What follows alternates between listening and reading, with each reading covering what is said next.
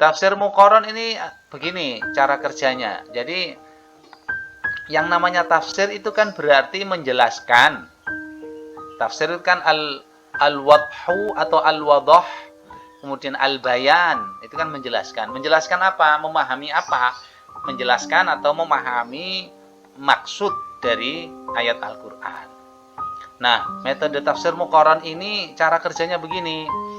Menjelaskan makna ayat dengan cara mencari redaksi yang sama, redaksi kata, ya. Kalau redaksi kata berarti jenengan harus paham istiqoq, tasrif, bentuk-bentuk kata, morfologi, bentuk mufrad, jamak, tasniyah, kemudian istiqoqnya mulai fi'il madhi sampai isim alat, fi'il madhi sampai isim alat, dan perubahan-perubahan itu. Nah, untuk mencari makna dan mencari maksudnya itu bagaimana? Itu satu kata, satu kata atau satu kalimah atau satu kelompok kata itu dicarikan padanannya, ya. Satu. Yang kedua, atau mencarikan yang pertama ya, mencari padanan kata atau padanan lafaz, padanan kalimah. Padanan itu berarti istiqoqnya, ya. Kemudian atau mencari lafaz yang mempunyai makna yang sama dengan kata yang berbeda atau taradufnya. Taraduf itu sinonim. Nah, itu dicari, dikumpulkan jadi satu, kemudian dibeda-bedakan. Dibeda-bedakan itu maksudnya dianalisis. Apakah kata-kata yang mempunyai morfologi perubahan bentuk yang sama, mempunyai perubahan bentuk itu apakah menunjuk pada satu kata yang sama? Nah, misalnya, saya kasih contoh misalnya kata doroba. Doroba itu dari sisi makna itu pada umumnya diartikan memukul, ya. Contoh misalnya pada kata wa idhistasqa Musa liqaumihi faqulna idrib bi'asakal hajar fanfajarat min huthnata, ada yang fambajasat min huthnata. Satu. Yang kedua, doroba. Istiqoqnya kan doroba. Yang pertama tadi idrib fi'il amar, ya. Kemudian yang kedua misalnya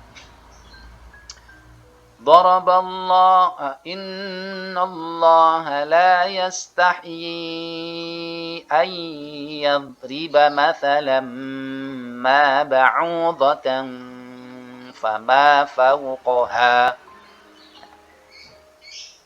La ayat riba, doroba, ya kan? Asal katanya doroba. Ini dikumpulkan jadi satu. Terus ayat berikutnya ada kata doroba lagi.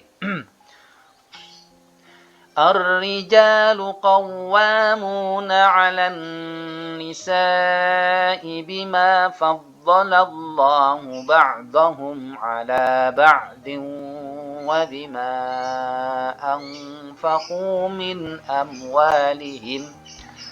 Fassalihatu qanitatun. Apa itu? Masa itu ya? Ma'afakum min amwalihim fassalihatu hafizun 'alaihim. Apa itu lanjutannya, Rek? Kok lupa ya? Ar-rijalu qawwamuna 'ala an-nisa bima faddalallahu ba'dahum 'ala ba'din wa bima anfaqu min amwalihim fassalihatu qanitatun hafizatun lil ghaibi bima hafizallahu. واللاتي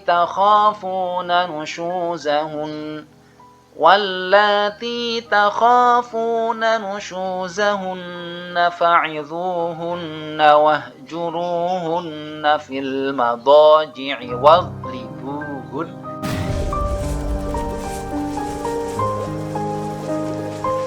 إياك نعبد وإياك نستعين اهدنا الصراط المستقيم صراط الذين أنعمت عليهم غير المغضوب عليهم ولا الضالين آمين. Baik, saya absen dulu ya.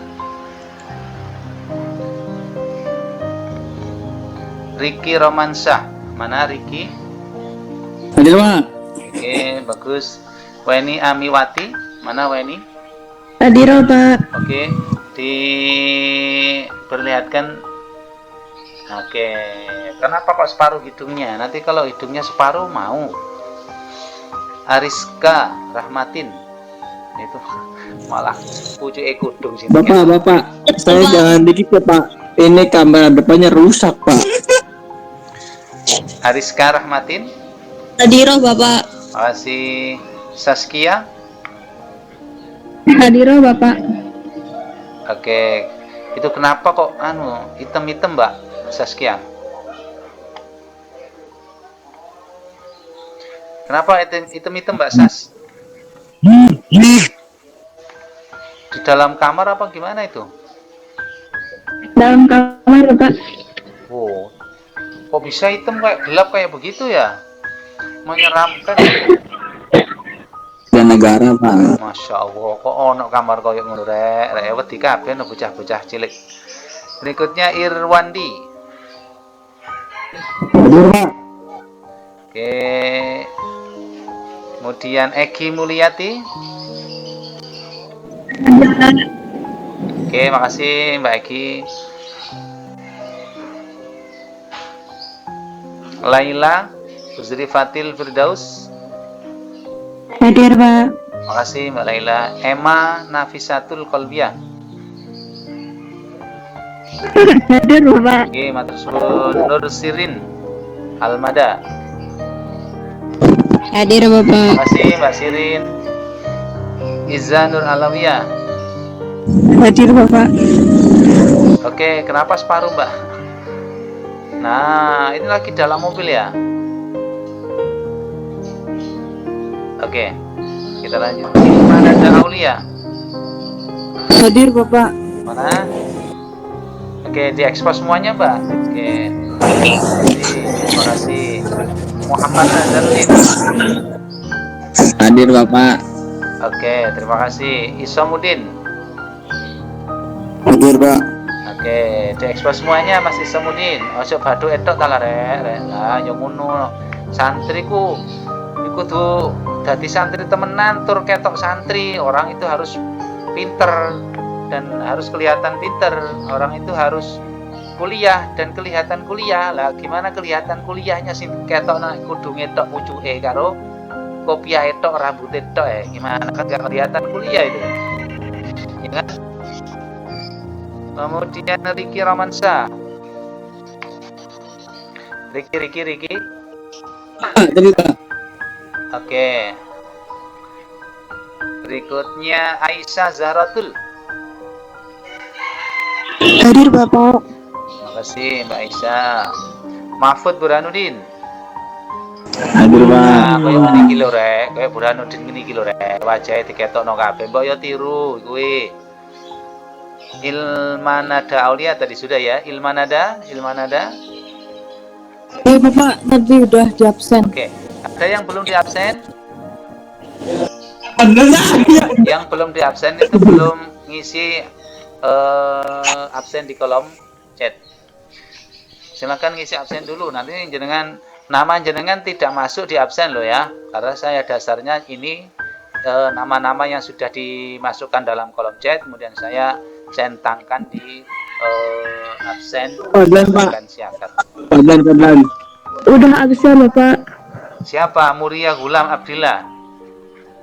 Hadir. Padahal juga belum. Ya, Ketemu, Pak. Ini kamera depannya rusak, Pak. Ya wes.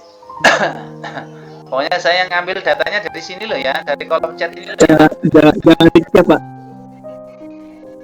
Baik, saya akan memberikan pengantar 1 atau 2 menit tentang tafsir dan takwil. Yang paling penting itu apa dan tujuannya apa. Kenapa kita belajar tafsir dan takwil?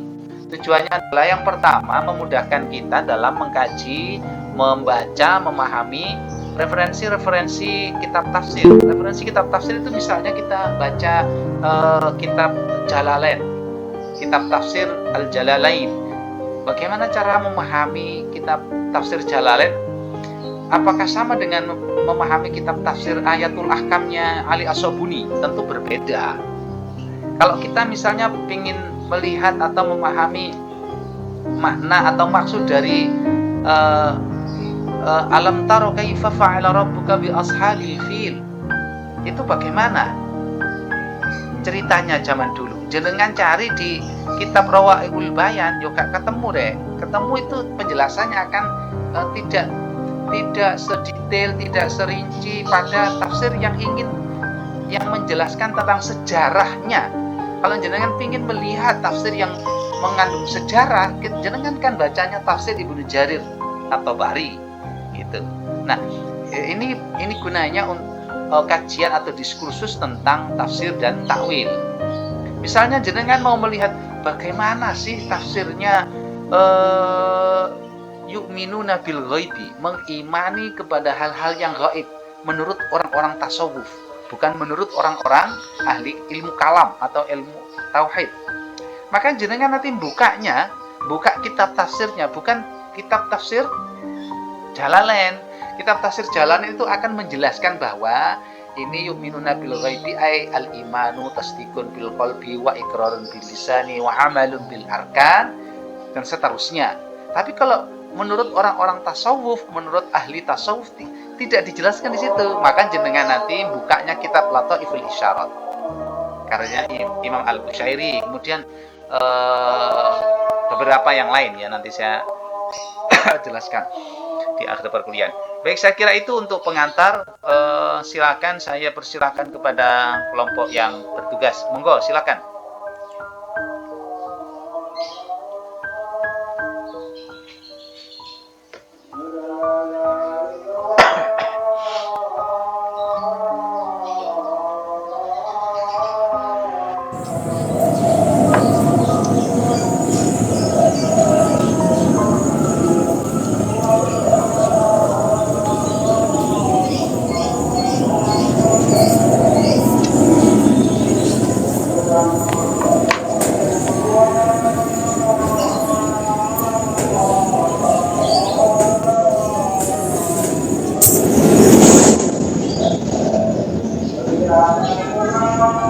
Sudah terlihat?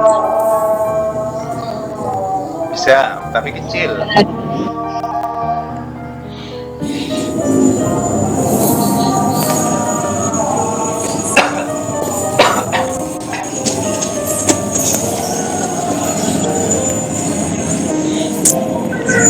Sampun apa?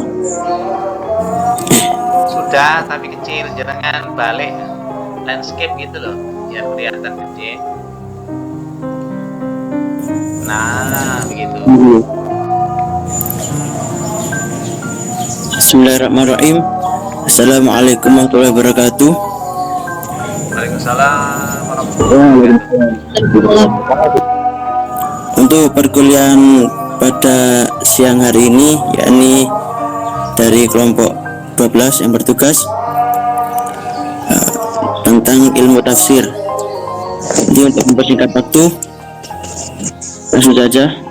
Bismillahirrahmanirrahim. Definisi tafsir.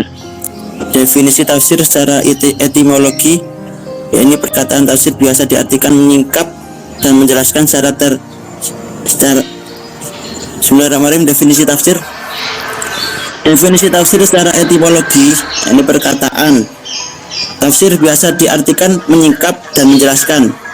Secara terminologi, tafsir merujuk kepada ilmu untuk memahami kitab Allah yang diturunkan kepada Rasulullah SAW.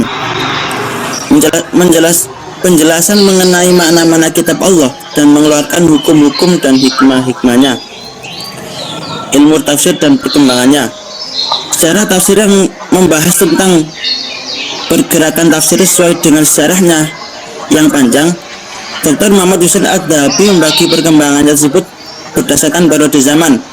Beliau membagi kepada 3 periode, yaitu periode pertama, ketika menafsirkan ayat-ayat Al-Quran, para sahabat radhiyallahu anhum pertama-tama menelitinya dalam Al-Quran sendiri, karena ayat-ayat Al-Quran satu sama lain saling menafsirkan. Setelah itu, mereka merujuk kepada penafsiran Rasulullah SAW. sesuai dengan fungsi beliau sebagai penjelas terhadap ayat-ayat Al-Quran. Sekiranya penjelasan tentang ayat tertentu tidak ditemukan di dalam Al-Quran dan hadis, maka para sahabat beristihad. Ringkasnya, pada zaman sahabat, ucapan, perbuatan, tindakan, dan keputusan Rasulullah SAW dijadikan sandaran untuk menafsirkan Al-Quran. Periode kedua, masa tabi'in.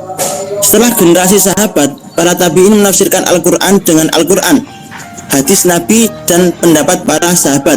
Selain itu, baru mereka mengembangkan penafsiran sendiri berdasarkan ijtihad. Pada masa tabi'in, tafsir belum merupakan sebuah disiplin ilmu yang berdiri sendiri. Tafsir masih merupakan bagian dari hadis.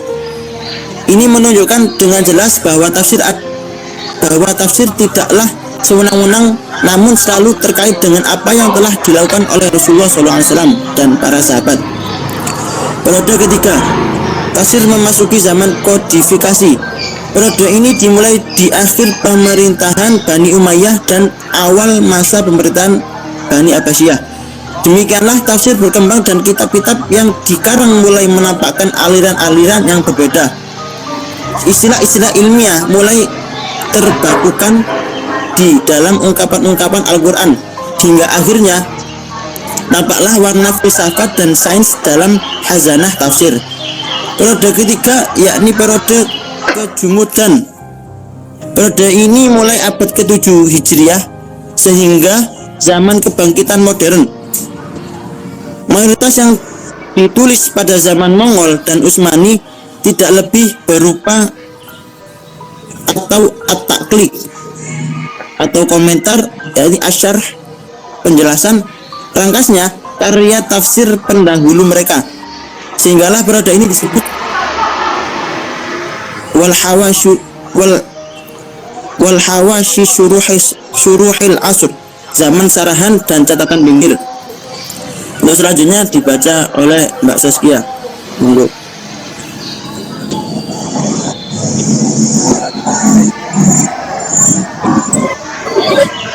Asalib al-tafsir atau gaya dan metode. Bila diteliti perihal dinamika tafsir Al-Quran sejak dulu sampai sekarang, akan diidentifikasi 4 gaya penafsiran yang pernah dipakai untuk menjelaskan ayat-ayat Al-Quran, yaitu ijmali atau global, tahlili atau analitis, muqarrin atau perbandingan, dan maudud atau tematik. 1. Tafsir ijmali.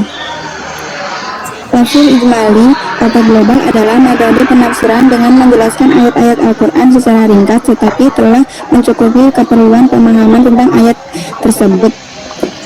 Disungguhkan dengan bahasa populer, mudah dipahami dan senang dibaca. Sistematika metode ijmali ini menuruti susunan ayat-ayat Al-Quran dengan gaya bahasa yang tidak terlalu jauh dari gaya bahasa Al-Quran. 2. Tafsir tahlili atau analisis.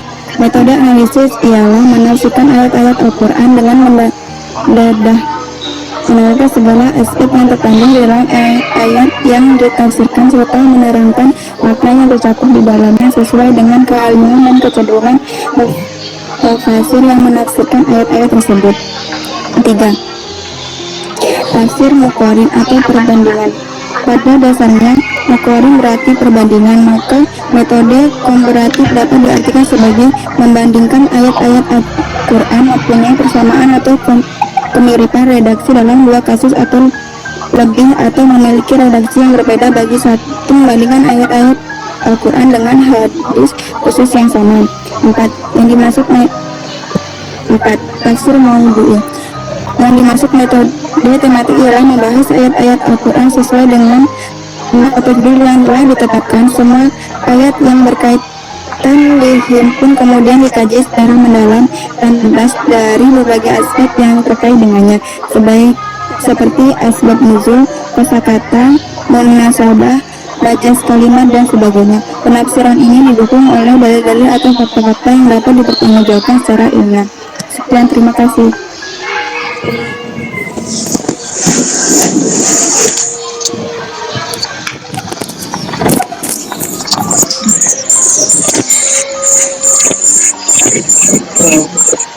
Monggo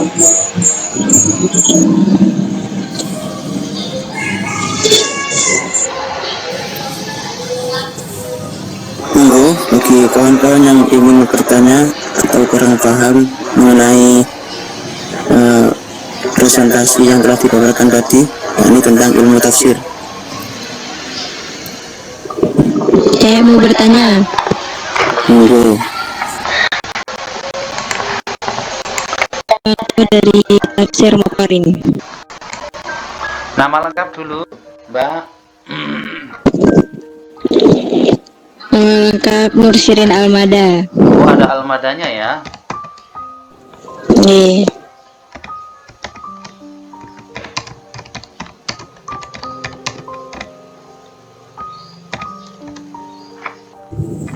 Oke, dari Mbak Shirin menanyakan contoh dari metode Muqarrin, perbandingan. Monggo oke. dari Mbak Saskia mungkin ada jawaban sembari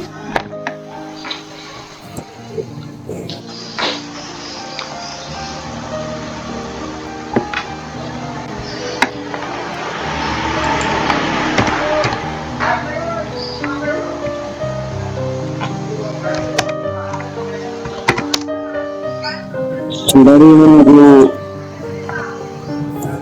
Mbak Saskia sebagai presentator, sebagai presenter. Mungkin dari kawan-kawan yang ingin menjawab, mungkin yang sudah pernah belajar ilmu tafsir bisa dijabarkan.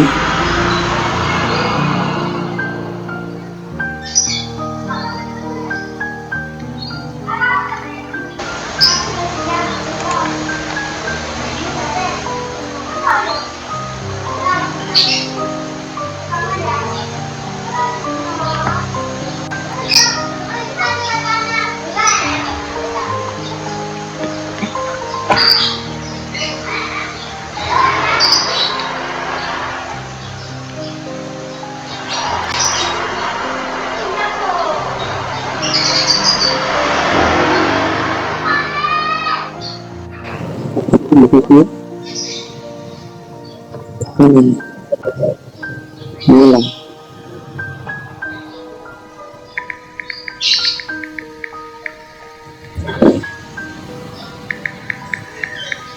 Ini ada pertanyaan dari Mbak Shirin. Pertanyaan pertama tentang apa yang dipresenterkan oleh Mbak Saskia atau kelompok 12.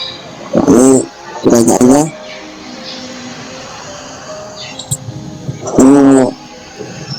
berikanlah contoh metode tafsir Muqarrin, ini perbandingan. Dari kawan-kawan sembari menunggu dari presenter untuk menjawab, saya dipersilakan.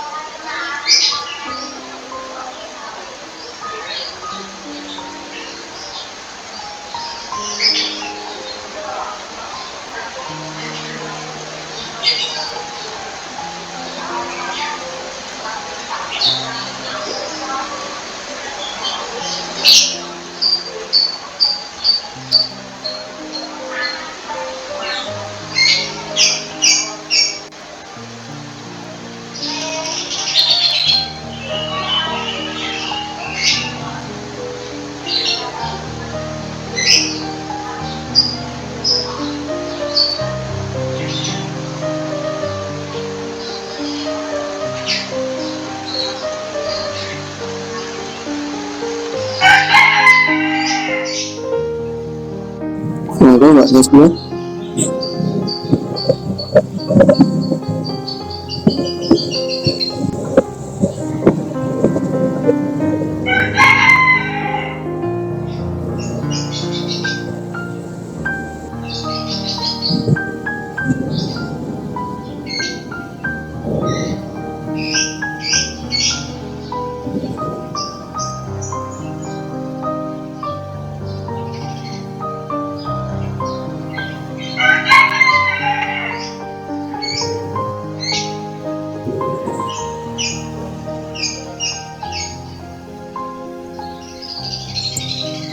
ini ada contohnya. Jadi contoh wala taqtulu auladakum min imlaq ayat 1 dan surat Al-Isra ayat 31.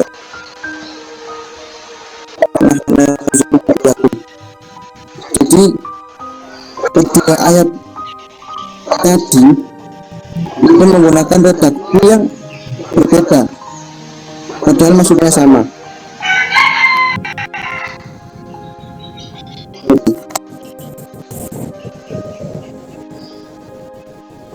Mungkin dari kawan-kawan ada yang kurang sependapat atau ingin menangkal jawaban dari kami. Monggo.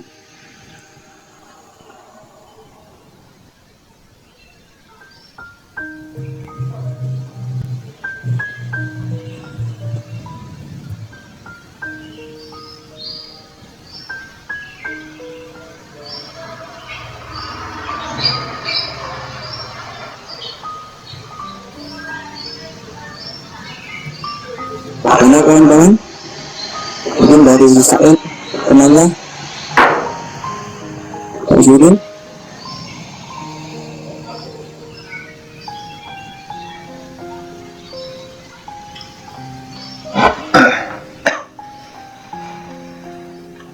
Jadi kan dari metode demokrasi yakni perbandingan itu seperti dalam ayat wala taqtulu auladakum min imlaq nahnu narzuqukum wa iyyahum, surat Al-An'am ayat 151. Itu dibandingkan dengan ayat Al-Isra ayat 31, yakni wala taqtulu auladakum khasyata imlaq nahnu narzuqukum wa iyyakum. Jadi kedua ayat tersebut itu redaksinya berbeda, padahal maksudnya itu sama, ini sama-sama mengharamkan. Itu Ya, cukup. oke, pertanyaan pertama sudah. Kita pertanyaan kedua pertanyaan yang kedua dari kasih.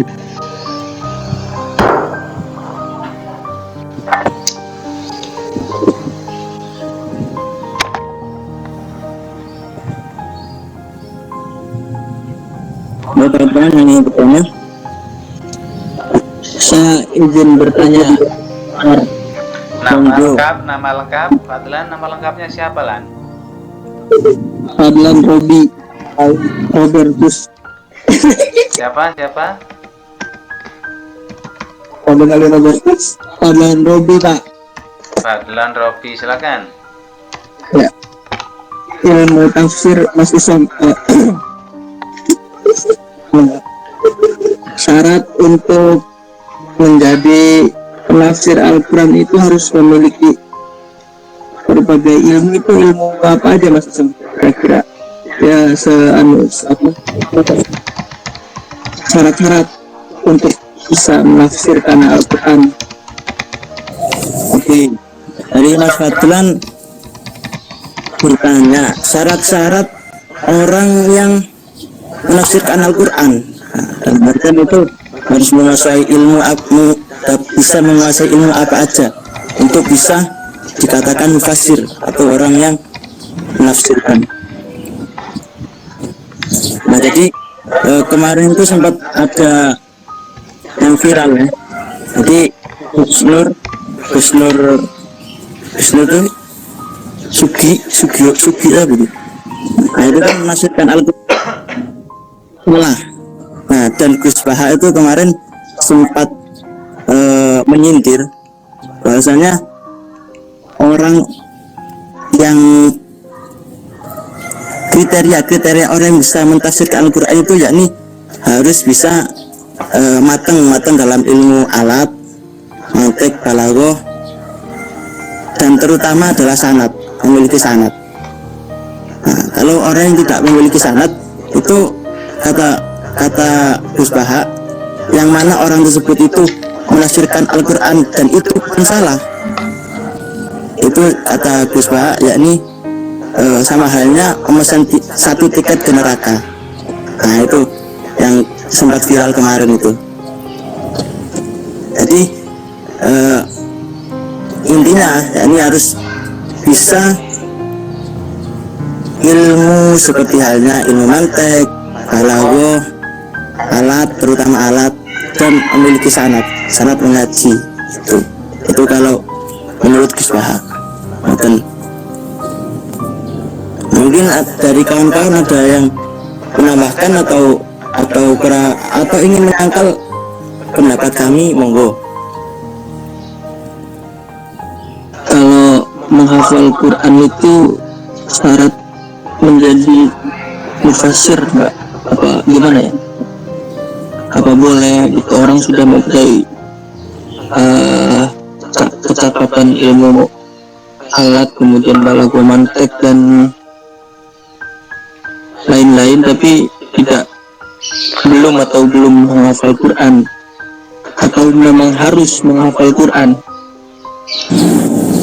Mas Som, Kalau hafal Quran itu kayaknya tidak termasuk syarat. Soalnya Hadratus Syekh Hasyim Asy'ari itu pun yang begitu alimnya itu, beliau kalau ngimami sholat tarawih itu kan pakai Al-Quran, dan beliau tuh nggak hafalan tapi terus. Dan kalau wakilah harusnya tuh nggak hafal Al-Quran tapi bisa mentafsirkan atau mengimplementasikan Al-Quran. Tuh.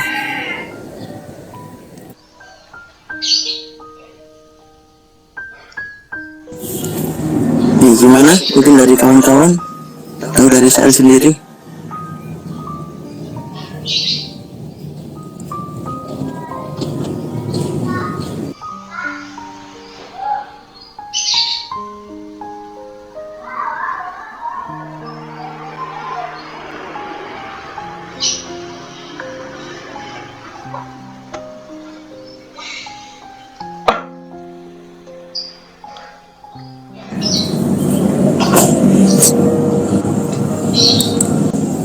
Gimana?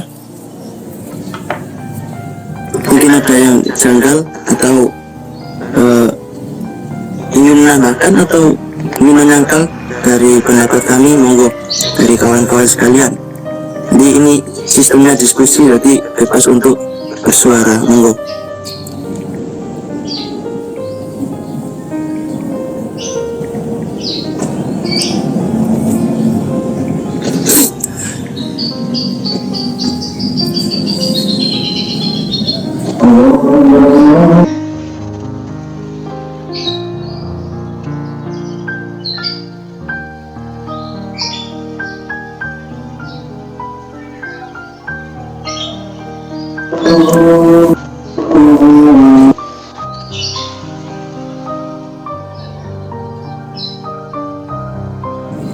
Monggo kawan-kawan, mungkin dari penanya sendiri.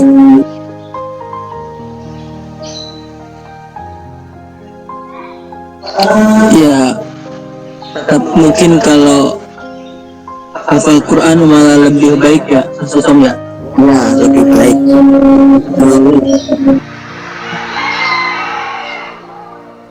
Soalnya kan hafal Quran ya. Iya.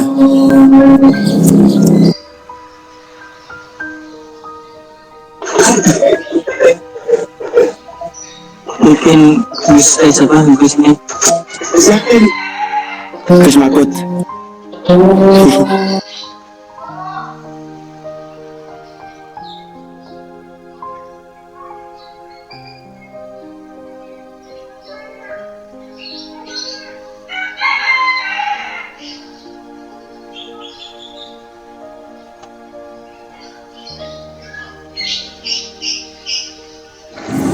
Mungkin untuk pertanyaan kita batasi 3, kurang satu lagi mungkin dari kawan-kawan yang bertanya. Monggo. Izin bertanya Mas Som. Monggo. Saya Muhammad Najar ini ingin bertanya mengenai di sini kan ada di PPT-nya gaya dan metode tafsir ijma, tafsir muqarrin dan sebagainya. Dan di sini dari beberapa metode di sini manakah yang paling efektif untuk memecahkan sebuah permasalahan di era kekinian sehingga gaya dan metode ini menjadi paling efektif, recommended juga dan sebagainya mungkin yang paling eksis. Terima kasih.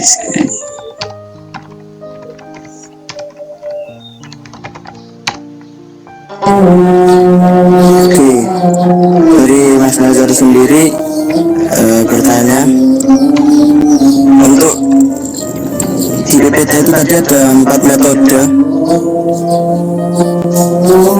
Manakah metode yang paling efektif untuk diterapkan pada zaman kini?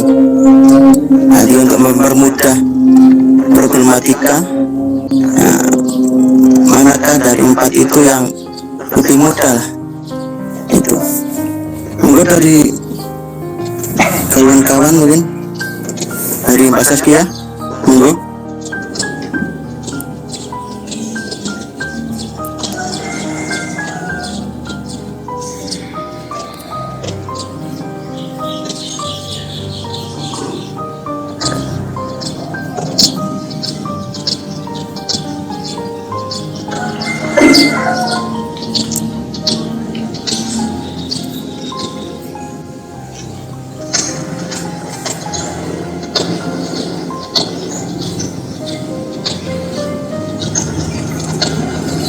Monggo dari kawan-kawan mungkin yang ingin menjawab, atau dari personel sendiri.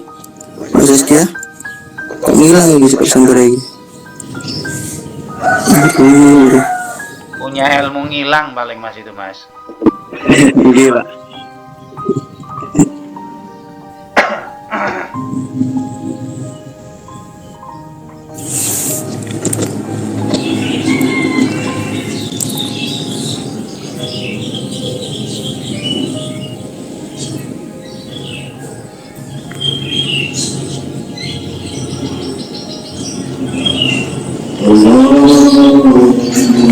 Monggo dari kawan-kawan mungkin yang ingin menjawab, yang punya unek-unek mungkin ingin hasrat ingin menjawab, monggo persilakan.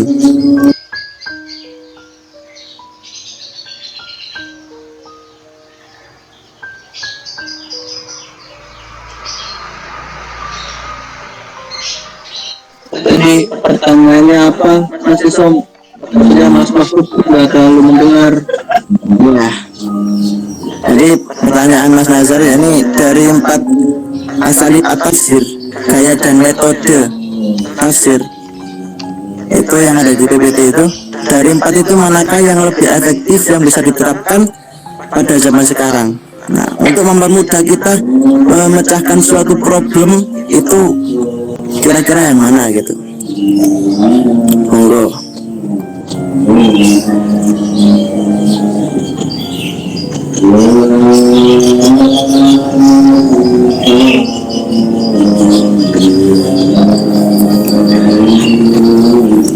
Kalau dari kami sendiri, dari presenter, tentu yang paling mudah yakni metode kaya dan metode Maudhu'i atau tematik, yang mana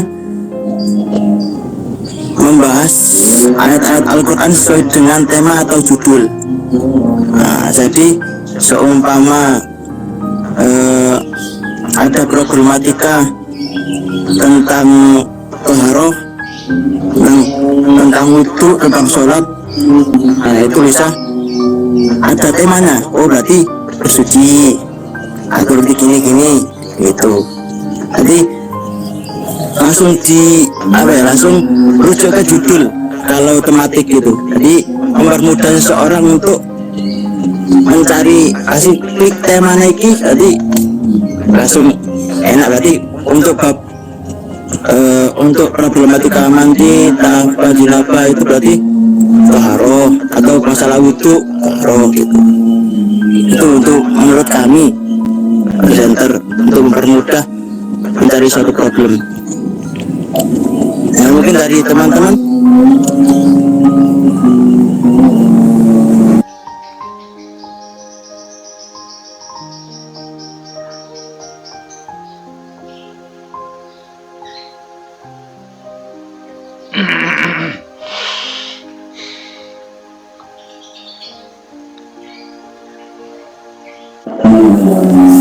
Mungkin langsung ke Sakil aja penanya, gimana? Mungkin ada yang janggal lagi, atau menurut sampean lebih nyaman yang ini terserah. Monggo.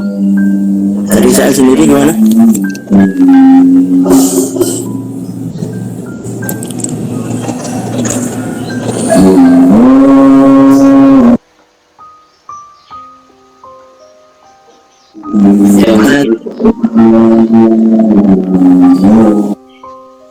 Gimana? Kalau dari kan lebih ke mudui tematik, karena langsung pengelompokan secara tema gitu loh.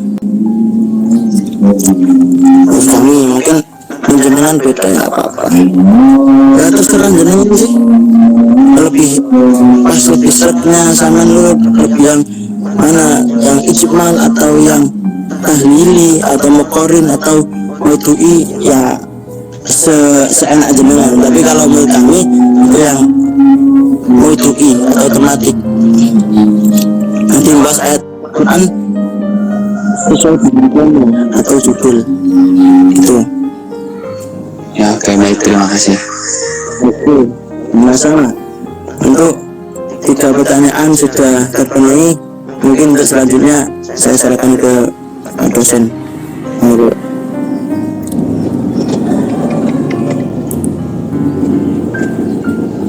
Ya, Mas. Sudah ya berarti ya. Baik. Terima kasih. Saya akan mereview diskusi kita kali ini. Yang pertama saya sampaikan terima kasih kepada kelompok yang bertugas, khususnya Mas Isomuddin, Muhammad Isomuddin ini bisa mengcover beberapa pertanyaan, kemudian bisa mengisi kekosongan penanya, jadi bisa memberikan respon, walaupun tadi sempat saya lihat kelas ini kosong. Ini Mas Isomuddin pintar untuk memberikan penjelasan, sehingga ruangan atau kelas Google Meet ini tidak sunyi senyap ya. Terima kasih ya Mas Isomuddin. Terima kasih. Baik, dan selain Mas Isomuddin tadi kelompoknya siapa saja, Mas? Mbak Saskia. Mbak Saskia, mana Mbak Saskia? Hilang, Mbak. Oh iya, yang tadi menghilang itu, punya ilmu menghilang tadi. Baik, yang terima kasih yang kedua saya sampaikan kepada para penanya. Ada 3 penanya yang saya catat. Yang pertama Nursirin Almada. Nursirin Almada. Gambarnya sih pakai masker, tapi videonya nggak tahu. Oke, terima kasih Mbak Sirin. Kemudian yang kedua Fadlan Robi. Kok dimatiin lagi? Kok dimatiin lagi toh Mbak Sirin? Makasih Mas Fadlan.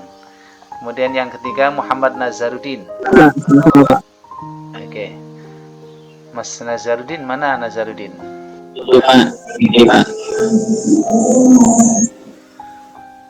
Baik, tadi ketiga pertanyaan tersebut sudah dijawab dengan baik. Sepertinya Mas Isomuddin single fighter tadi ya, menjawab sendiri pertanyaan. Camnya kok dimatiin, dihidupkan ya, camnya dihidupkan. Udah dikasih contoh dihidupkan kameranya kok dimatiin atau baik, yang saya akan memberikan beberapa tambahan penjelasan terkait pertanyaan-pertanyaan yang sudah didiskusikan. Yang pertama, apa contoh tafsir dengan metode al-muqarin atau muqaron? Jangan yang jelas paham kan bagaimana atau model tafsir muqaron itu bagaimana, paham kan? Paham no, model?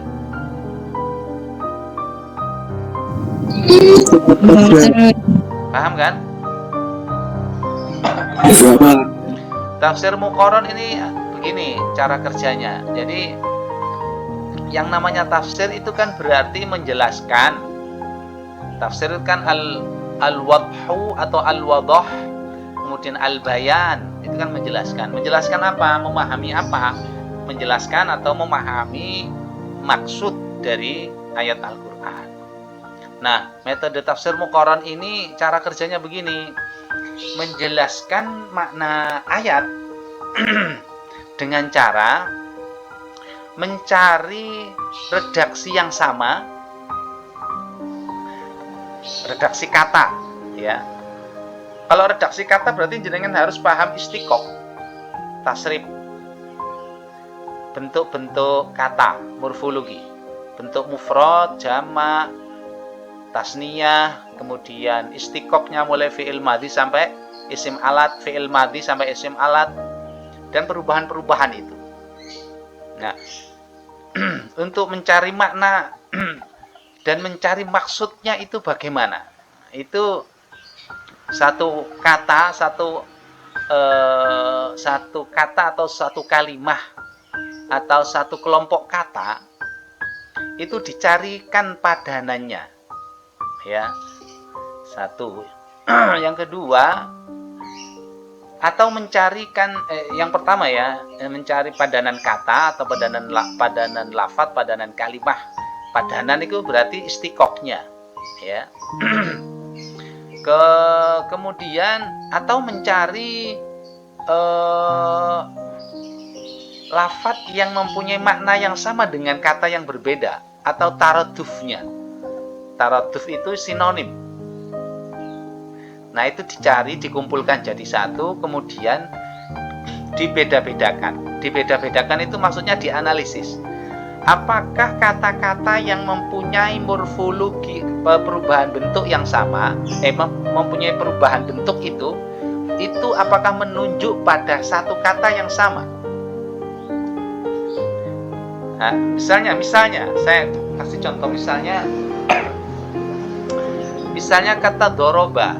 Doroba itu dari sisi makna itu pada umumnya diartikan memukul, ya.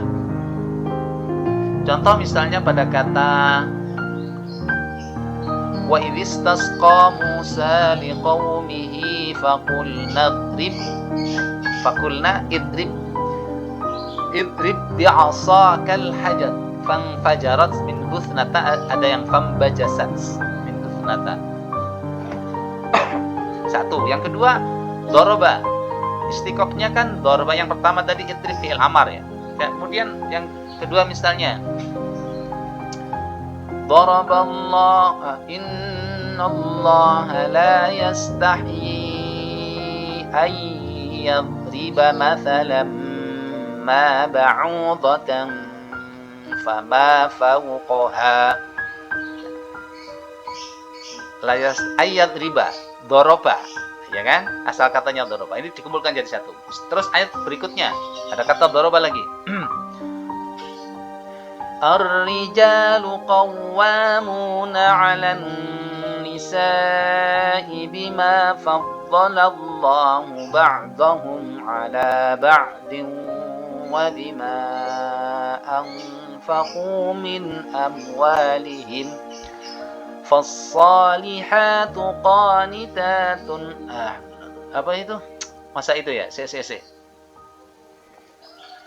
Ma'afakum min amwalihim fassalihatu hafizatan 'alaihim. Apa itu lanjutannya, Rek? Kok lupa ya? Ar-rijalu qawwamuna 'ala an-nisaa bima faddalallahu ba'dahum 'ala ba'din wa bima anfaqu min amwalihim fassalihatu qanitatun hafizatun lil ghaibi bima hafizallahu. واللاتي تخافون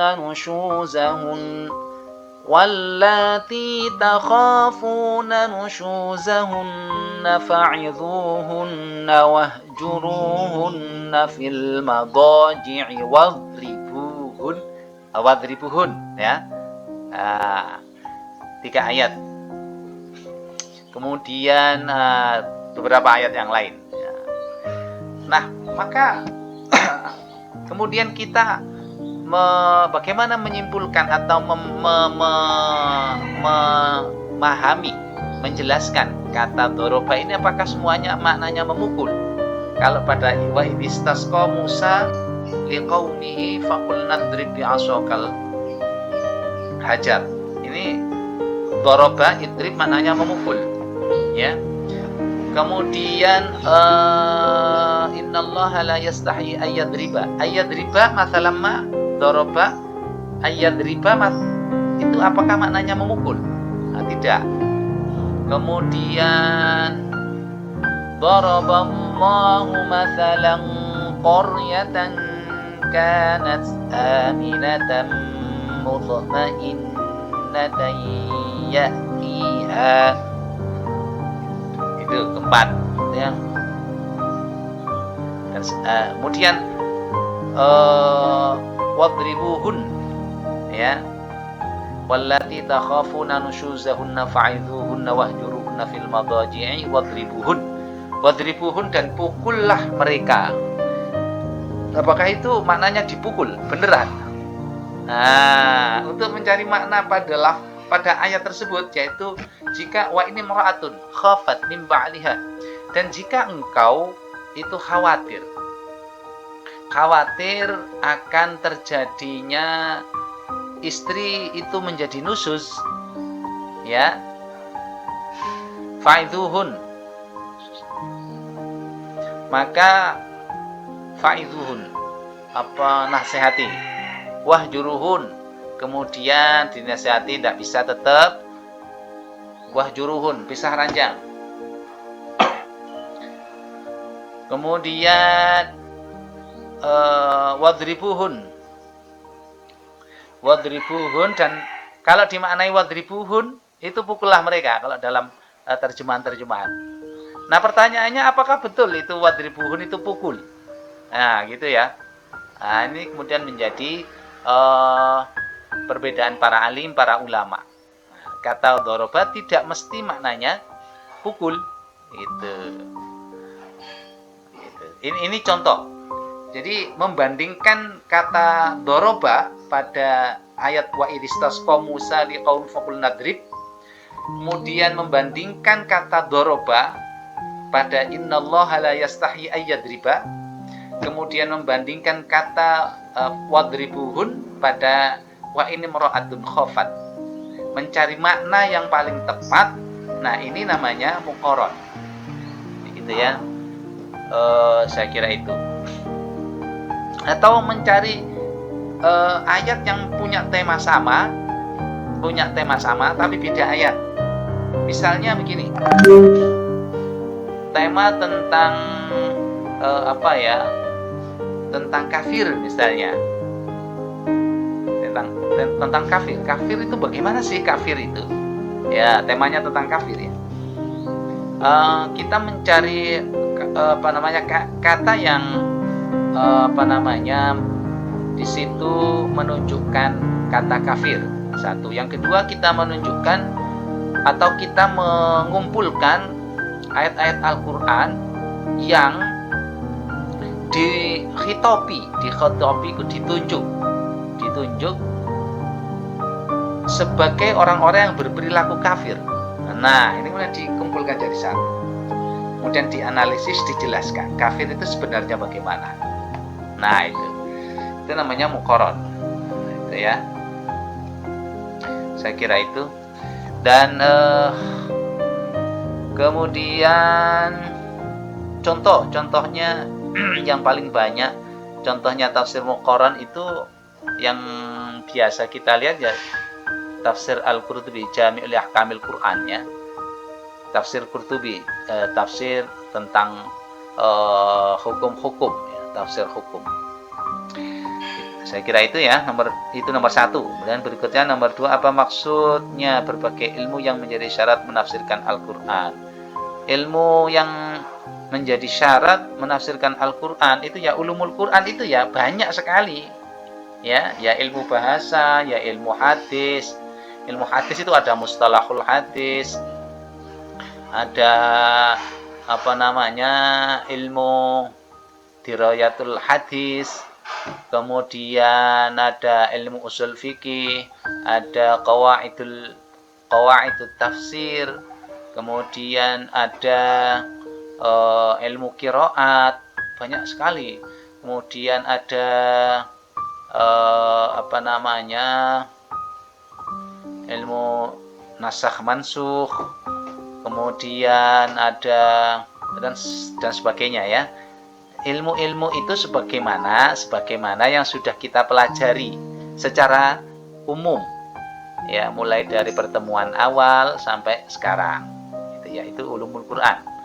Nah, gitu ya. Kemudian tentang Israiliyat, tentang dan seterusnya ya, gitu ya. Jadi ilmu-ilmu Al-Quran itu ilmu-ilmu yang digunakan untuk memahami Al-Quran. Apa saja ilmu-ilmu tersebut yang sudah saya utarakan tadi ya, dan sudah kita pelajari ya mulai dari awal sampai sekarang.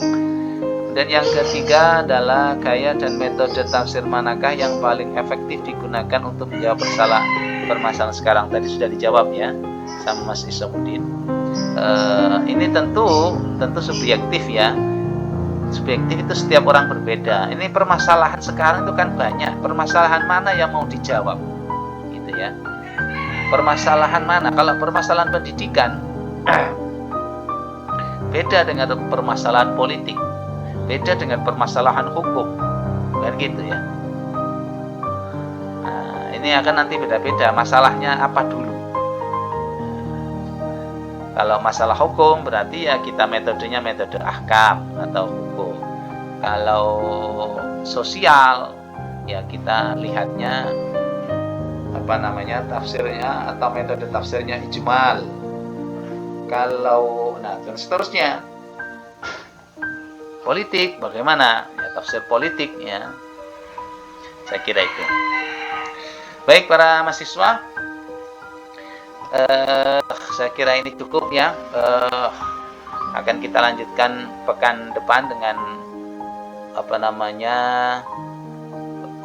kuis atau ulangan. Jadi minggu depan ulangan, hari ini adalah masuk terakhir untuk apa? Untuk perkuliahan dan diskusi. Baik, ada yang perlu diperdalami, baik itu mengenai informasi pekan depan tentang kuis atau ulangan maupun materi hari ini. Ada yang mau ditanyakan? Saya kira cukup ya. Pak, mau bertanya Pak. Silakan. Apakah di Al-Quran itu ada ayat-ayat yang menerangkan tentang manajemen Pak? Manajemen. Oke. Tentu menjelaskan secara detail tidak, tapi menjadi inspirasi tentang manajemen ada banyak ya. Manajemen itu kita maknai dengan pengaturan atau mengatur. Nah, bagaimana di dalam Al-Quran itu kita dapati ayat-ayat yang menunjukkan untuk membuat satu pengaturan. Misalnya ayat-ayat yang bercerita tentang pengaturan Nabi Sulaiman dalam mengelola kerajaannya. Kemudian bagaimana pengelolaan Nabi Dawud dalam mengelola birokrasinya. Kemudian bagaimana kita lihat pengelolaan yang dilakukan oleh Nabi Yusuf. Bagaimana kemudian kita melihat ayat-ayat Al-Quran yang berkaitan dengan pengelolaan sosial atau pengelolaan konflik sosial ya, bukan konflik sosial ya, pengelolaan potensi-potensi sosial yang dilakukan oleh Nabi Muhammad dalam mempersaudarakan Muhajirin dan Ansor. Nah, cara membacanya begitu. Jadi kalau kita melihat satu ayat itu itu tidak bisa kita lihat sebagai sebuah teks saja. Misalnya bahasa Arabnya manajemen itu intizam atau tanzim, nazama yunazimu tanzim. Nah, kita nyari ayat tentang tanzim, ya tidak ada, susah ya. Maka temanya tentang pengaturan. Maka kita lihat ayat Al-Quran itu tentang pengaturan. Bagusnya sih kalau ada tentang yunazimu, ya itu dipakai. Jadi itu ya Mas Isamuddin.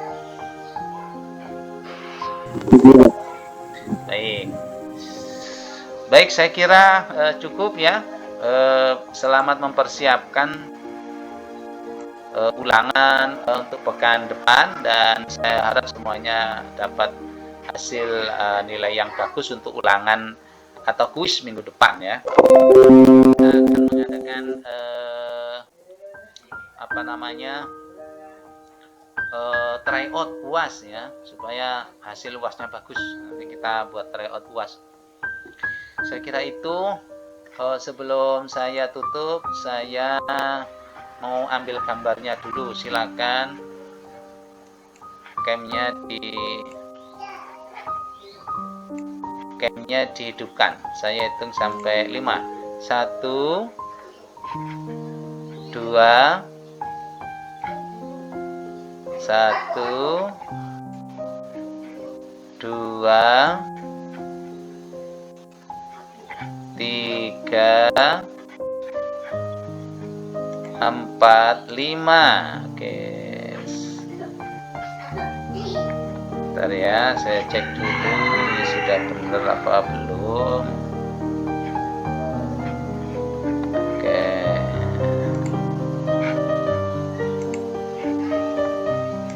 Oke ya. Sekali lagi saya ambil lagi. 1 2 3.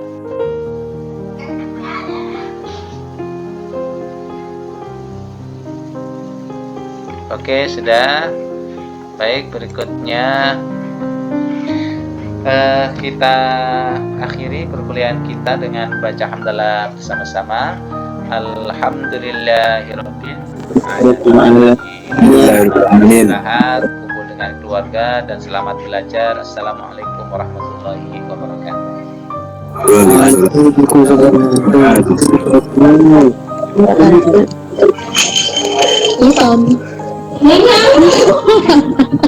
Ya Allah.